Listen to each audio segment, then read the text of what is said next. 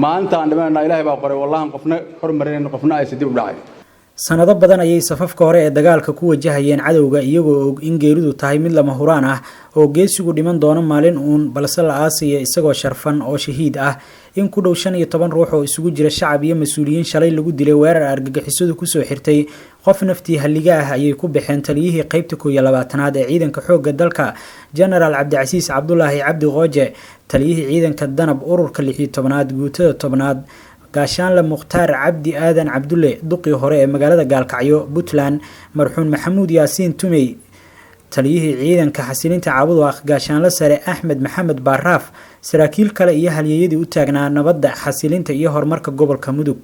saraakiishan oo badankood rugaha ciidanka ku soo ahaa rafiiq iyo rag wada jira oo aan rafaad iyo raaxaba kala maqnaan ayaa ku tilmaanaa kaalintii ay ka qaateen xurriyadda ay haystaan bulshada ku nool degmooyin badan oo galmudug ka tirsan qaarkood waxa ay gacan dagaal oo geesinimo ku tilmaaman ku lahaayeen kacdoonkii ahlu sunna ee maleeshiyaadka arxanka daran ee al-shabaab loogu xoreeyay deegaano iyo degmooyin ka tirsan bartamaha Soomaaliya ragga oo qayb ka ahaa Allah u naxariistay taliyihii ciidanka danab ururka 16aad guutada 10aad gaashaan la Mukhtaar Cabdi Aadan Cabdulle oo ka hor ku biiridiisa xoogga dalka ahaa shakhsi caqiida ahaan aaminsan in dagaalka kooxdan uu yahay waajib ay qasab tahay in loo istaago maanta moraal baahaysan waxaan rajaynayaa in moraalkaas annaguna aan moraalkiina jabina aan moraalkiina hor u qaadno oo aad heshaan qalabkiini oo aad heshaan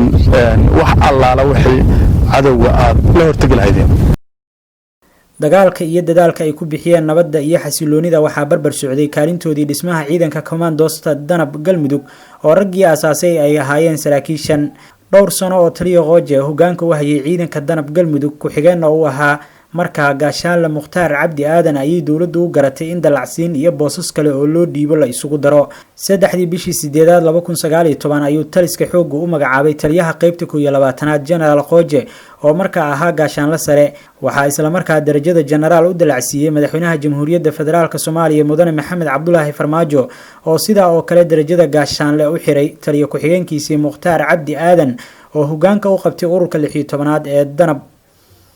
dadaalka iyo dhiiranaanta saraakiishan oo qaybta 12aad ka dhigay mid ku suntan liisaska hore ee xoogga dalka ayaa sabab u noqday in la furo 2 dugsi tababar oo ay ka qalin jabinayaan cutubyo ciidan oo loo carbiyay si sare waxa kale oo muddadii ay joogeen la bilaabay howlgallo lagu naafeeyay saldhigyo maleeshiyaadka al-shabaab ay ku lahaayeen gobolada Mudug iyo Galgaduud iyadoo jabka gaaray maleeshiyaadku uu ahaa mid muuqday oo warbaahintu marag muujin ay ka keentay waxaan rabaa inaan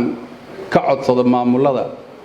labada maamul halka jirta inay istiraatiijiyad ka yeeshaan dagaalka shabaab iyo qaraxyada ka dhacay Gaalkacyo midaysan waliba inaan la kala dhuuman markii wax dhacaan inaan idaacadaha laga dhuuman inaan aaska imaantiisa laga dhuuman in qofku kartiga maalin ba qofku dhashay maalina waa dhimana soo sida ma maanta aan dhimanayna ilaahay baa qoray wallahi qofna hormarin qofna ay sidii u dhacay milicsiga geeridoodan oo qayb ka ah liisaska mujaahidiin badan oo iyagu u taagan difaaca dalkan ku baxay gacanta cadawga ayaa noqon doonin mid hakisa howlgallada lagu cirib tirayo maleeshiyaadka al-shabaab oo saraakiishan iyo kuwa la midka ah ay horay ugu dhiiradeen guul ama geeri in ay gumaca u qaataan in shacabka Soomaaliyeed ku gamo nabad